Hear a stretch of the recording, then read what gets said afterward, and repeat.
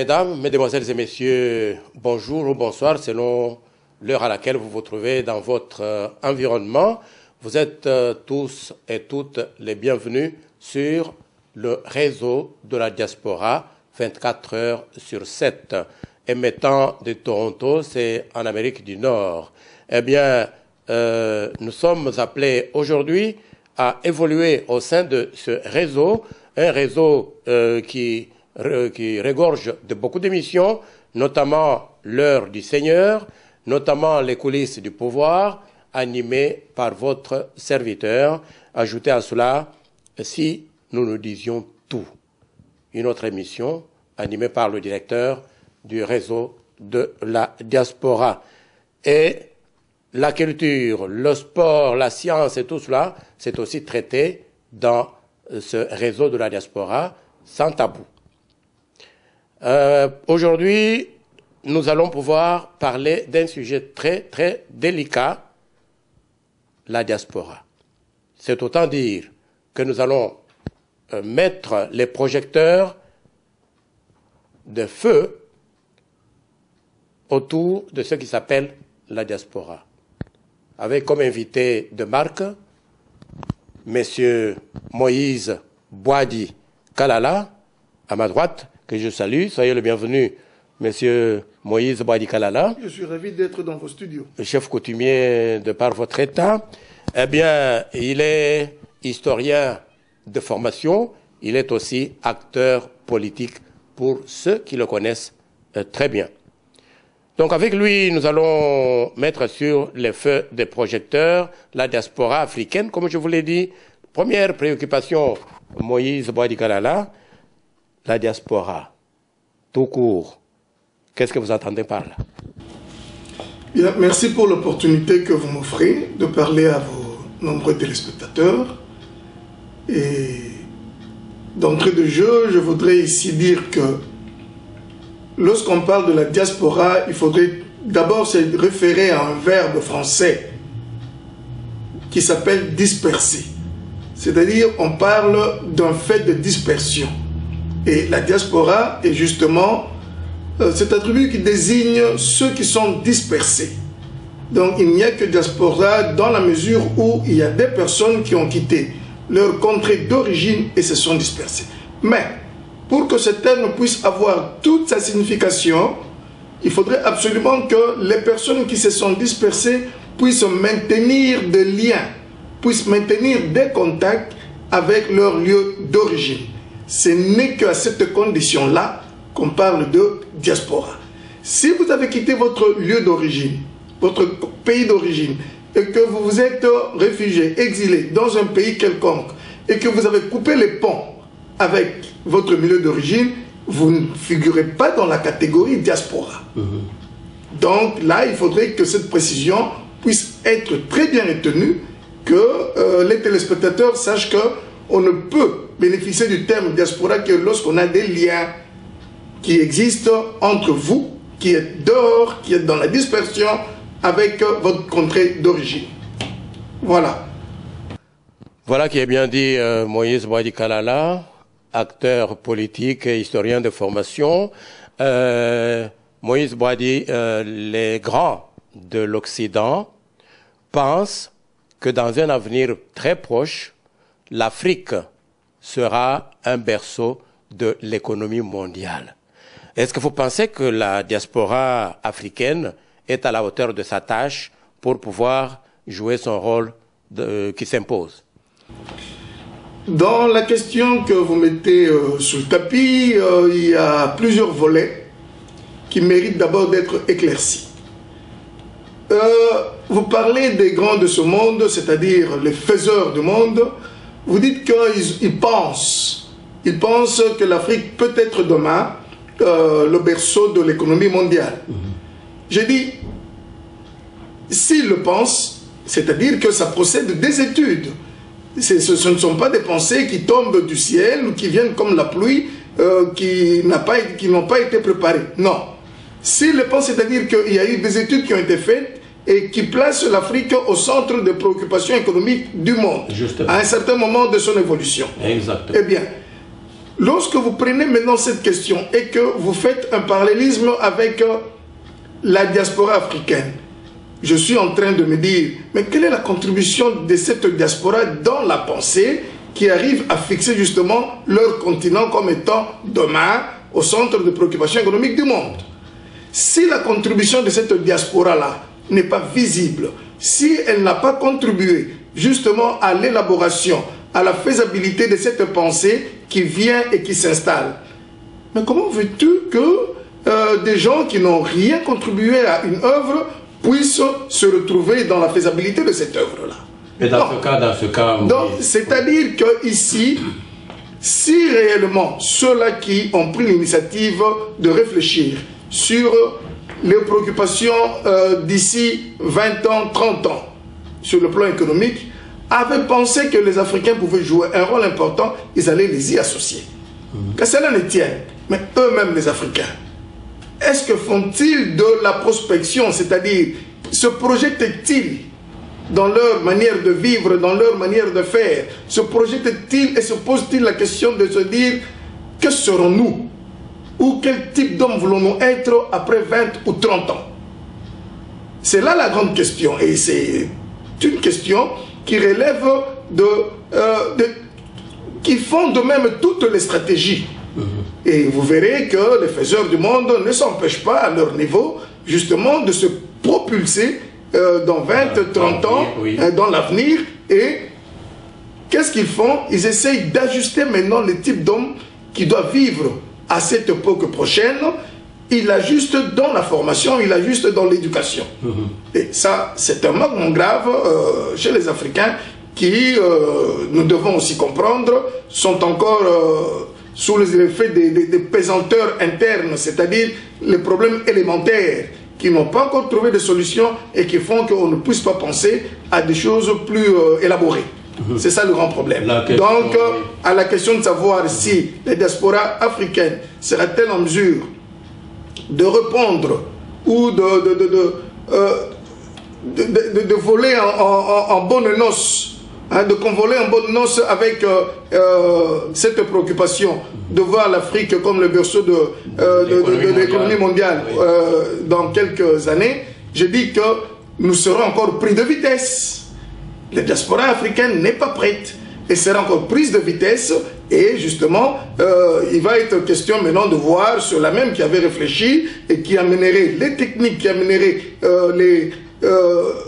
les notions, la technologie et même les notions de cette économie-là pour les appliquer sur une Afrique dont les ressortissants n'ont pas contribué d'abord à cette pensée qui va s'établir et qui n'auront rien à faire et qui ne feront que suivre comme on l'a toujours fait depuis des siècles. Voilà, la question est tellement pertinente, M. Moïse, qu'il y a lieu de vous poser la question de savoir quelle serait votre lecture de la diaspora africaine. Bien. Il faudrait, pour bien comprendre notre diaspora, que nous revenions aux problèmes qui font que nous devenions diaspora. Qu'est-ce qui fait que nous puissions sortir de nos pays? Nous sortons de nos pays il y a quelques années. Dans nos pays, les ressortissants ils sortaient suite à une bourse d'études. Et là, disons que c'était une sortie qui était planifiée parce que les gouvernements sur place savaient que je suis en mesure de gérer 4 000, 5 000 étudiants qui sont à l'extérieur et sont en train d'étudier dans telle ou telle branche de la vie. Mais aujourd'hui, ce calcul n'est plus faisable pour la simple raison que pour des besoins économiques, pour des besoins de protection politique, pour des besoins de couverture sociale, les gens sortent et vont chercher le bien-être ailleurs. Parce que justement, chez nous, c'est difficile que les problèmes à caractère social, je prends un exemple banal, l'accès aux soins médicaux par exemple. Lorsque quelqu'un n'est pas en mesure d'accéder facilement aux soins médicaux, il se dit, mais si je continue à vivre dans ces conditions, je vais mourir. Il est fini. Il est fini. Et alors, qu'est-ce qu'il fait? Il projette d'aller s'installer ailleurs, il projette d'aller s'installer dans les pays où ces couvertures sociales existent, ces couvertures médicales sont accessibles, et il y va, il s'y installe, et quand vous le découvrez, vous dites, ah, monsieur, nous venons du même contrée, nous faisons partie de la diaspora. Mais vous y êtes arrivé avec des raisons tout à fait différentes. Alors, maintenant, c'est la catégorie des personnes qui ne sont pas sorties du pays avec comme objectif d'aller chercher une formation, d'aller chercher un diplôme pour venir rendre service au pays, pour venir servir le pays. C'est cette catégorie-là qui est la plus nombreuse, qui est la plus visible dans cette catégorie de gens qui sont sortis pour se débrouiller. Voilà. C'est ce terme-là. Donc, les gens qui sont sortis pour se débrouiller, oui. Vous attendez quoi d'eux?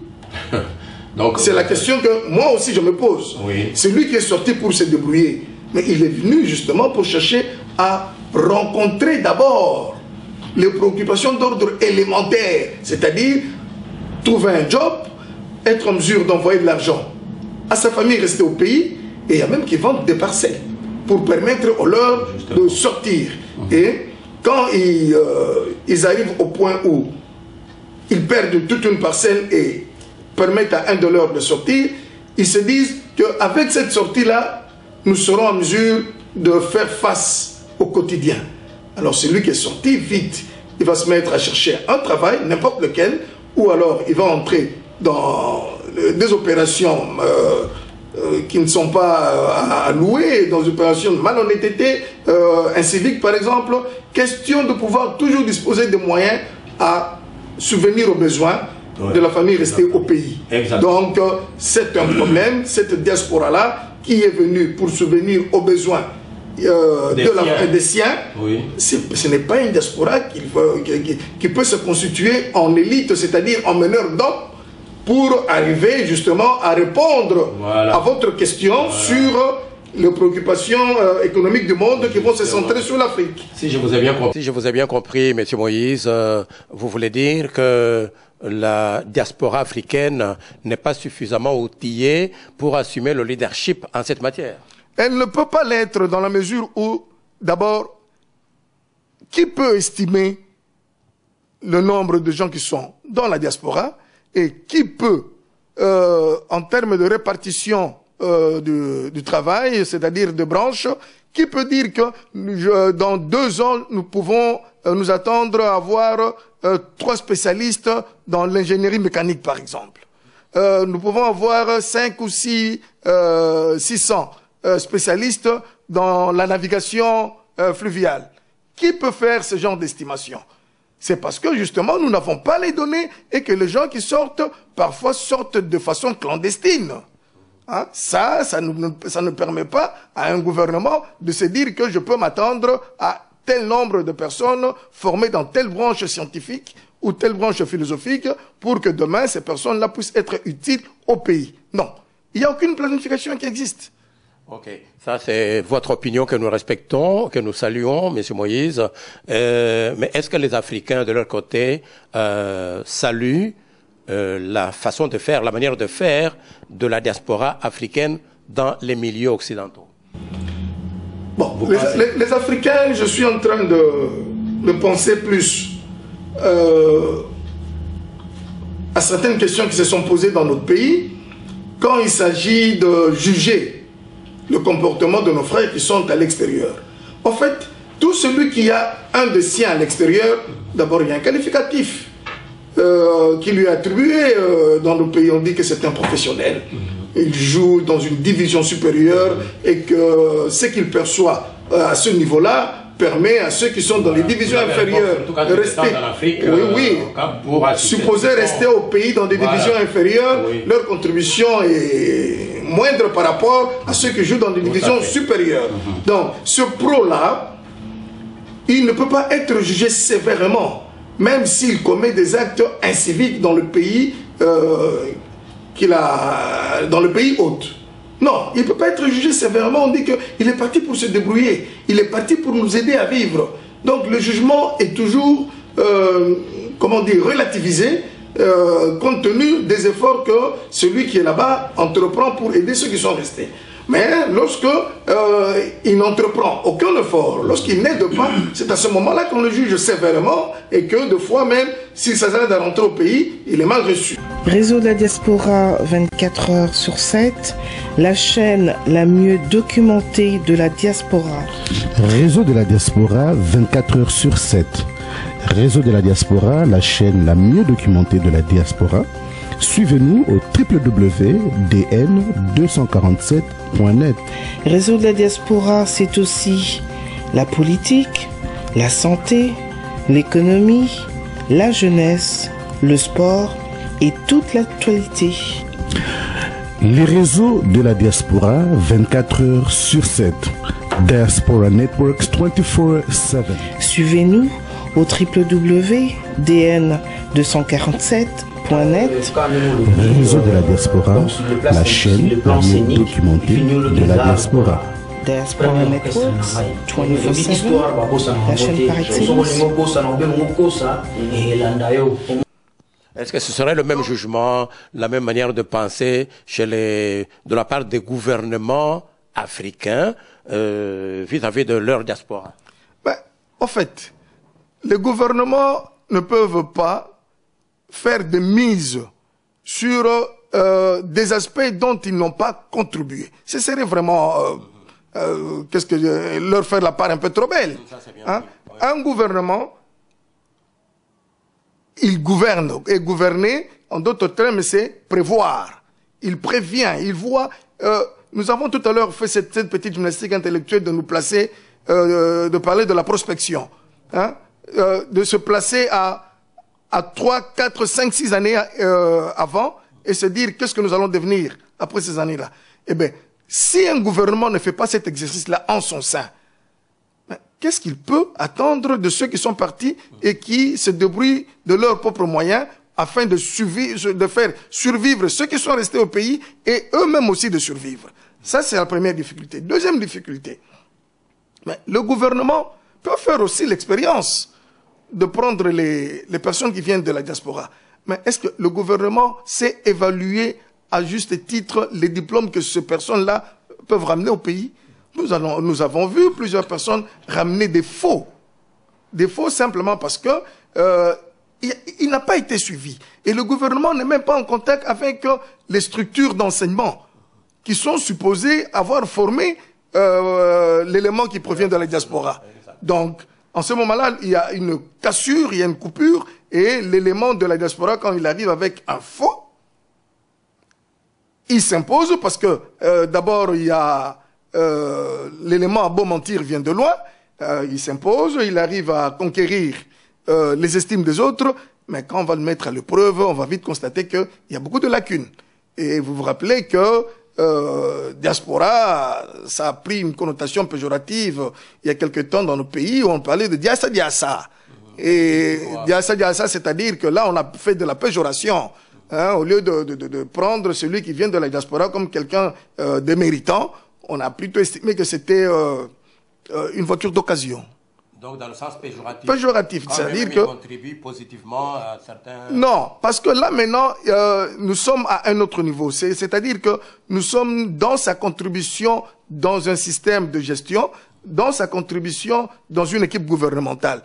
Et nous avons vu, il y a un président qui est passé précisément dans notre pays, Monsieur Laurent Désiré Kabila, pour ne pas le citer, qui s'était appuyé sur la diaspora de cette époque-là. Et quelques temps après, c'est lui qui désavoue cette diaspora. C'est lui qui annonce en public que je ne peux pas m'estimer entouré de collaborateurs disposant d'un niveau convenable, parce que tous ces gens-là constituent un ramassis. Ça ne vient pas de moi, c'est de M. Laurent Désiré Kabila. Vous êtes, je crois que vous êtes vous aussi, vous considérez comme étant l'un des éléments de la diaspora. Je suis un élément de la diaspora parce que dans la définition, je suis dans la dispersion, dans la définition, j'ai des contacts très suivis avec le pays. Et dans ce cas, M. Moïse, s'il vous était demandé de dispenser une leçon à plus d'un, qu'est-ce que vous pouvez dire au sujet de tous les membres de la diaspora question de les voir bien organisés pour être utiles, efficaces. Ben, vous avez lâché le mot. Quand on parle d'organisation ici, les gens pensent que organisez-vous, c'est lancer la balle dans la nature et qu'elle peut tomber je ne sais où et que ça ne le concerne pas. Non. Lorsque nous parlons de l'organisation, lorsqu'il est question de chercher à se rendre utile ou à devenir utile, il faudrait d'abord qu'on s'organise, et pour bien s'organiser, d'abord il y a l'élément rencontre et il y a l'élément identification. Donc lorsque les gens vont se rencontrer et que mutuellement ils vont s'identifier dans leurs capacités, ils vont s'identifier dans leurs compétences, c'est à ce moment-là qu'ils vont, avec cette organisation qu'ils mettront sur pied, chacun œuvrant dans son domaine, chacun cherchant à réfléchir sur son domaine de formation, sur son domaine de compétences, qu'ils arriveront à se dire, bon, maintenant, moi, j'estime que je peux être utile dans mon domaine. Je prends un exemple, il a été formé mécanicien. Très bien. On l'a identifié comme tel, on lui a dit, messieurs, pour les besoins de la cause, nous attendons que vous réfléchissiez sur l'avenir de la mécanique dans notre pays. Et celui qui a été formé en mécanique, il va se mettre à réfléchir, il va se dire que, écoutez, pour que nous arrivions à ériger un pays qui, sur le plan mécanique, n'aura pas à envier les autres, voici la direction que je vous propose. Cette direction peut ne pas être la seule, mais c'est déjà une direction. Voilà. L'étude peut ne pas être exhaustive, mais c'est déjà une étude qui vient compléter d'autres qui peuvent arriver par la suite. Prenons par exemple, à titre exemplatif, la communauté congolaise de Toronto, M. Moïse. Je trouve qu'elle s'organise à sa manière. Aujourd'hui, on parle de deux institutions, la cocotte et la co. Donc, la cocotte, je ne sais pas, ça signifie la communauté congolaise de Toronto et la co, l'alliance congolaise, je ne sais pas, de l'Ontario. Est-ce que vous pensez que les Congolais de Toronto se sont bien organisés ici, avec ces deux institutions? Je voudrais dire qu'il ne faudrait pas prendre le terme organisation comme un terme fourre-tout. Il est question d'abord de voir quels sont les objectifs que ces organisations se sont fixés. Si c'est une organisation qui a des objectifs tout à fait autres, si les deux, leurs objectifs ne sont pas les mêmes, eh bien, ils peuvent évoluer, chacun de son côté, parce qu'il n'y a pas une rencontre sur le plan des objectifs, parce que c'est ça le principal. Mais s'ils ont tous les mêmes objectifs, alors là, ils sont en train de faire double emploi. Là, ils sont en train de mettre leur communauté dans une situation de choix. Qui gère bien, qui ne gère pas bien, qui a des beaux yeux pour que j'aille chez lui ou vice-versa. Mais c'est une question d'objectif d'abord. Si les objectifs de toutes ces structures sont bien définis et qu'ils sont différents, eh bien, qu'ils évoluent. Chacun de son côté. Vous les avez déjà passés à la loupe, ces objectifs? Non, c'est un travail que Les deux institutions, il faut ne prendre que ces deux institutions. C'est un travail que je n'ai pas encore fait, pour la simple raison que je suis même en train de me demander si ces structures ont des statuts. Si. Parce que c'est dans leurs statuts qu'il faudrait voir comment est-ce qu'ils ont défini leurs objectifs. Et je ne les ai pas encore parcourus. Donc il ne faudrait pas que je me dise que j'en sais quelque chose. Non, je sais simplement que ce sont des structures qui sont dans la communauté, mais je n'ai pas de précision outre mesure. Voilà, M. Moïse Kalala, je suis content de tous les éléments de réponse que vous donnez. Est-ce qu'il y a quelque chose que vous aimeriez dire et qui ne l'a pas été? Et s'il vous était demandé de conclure notre entretien, que diriez-vous? Bien, je suis de ceux qui estiment que le Congo aura beaucoup à gagner si il prenait dans son sens le plus profond le terme organisation. Organisation au niveau du pays et organisation au niveau de ceux qui sortent du pays, que nous appelons communément diaspora, parce que je suis certain que la bonne partie de Congolais qui sont à l'extérieur ont gardé des attaches avec les familles restées au pays. Alors, s'organiser au pays pour faire en sorte que l'élémentaire ne puisse plus être la préoccupation de tous les jours. Et s'organiser à l'extérieur de façon à ce qu'on puisse d'abord se connaître, ensuite s'identifier comme disposant de telle expérience, de telle expertise et de telles compétences, et voir dans quelle mesure cette expertise peut être mise à profit pour le pays. Et si on s'organise de cette manière-là, nous pourrons, en ce moment-là, dire que lorsqu'on a besoin des architectes au pays, on sait à qui s'adresser. Okay.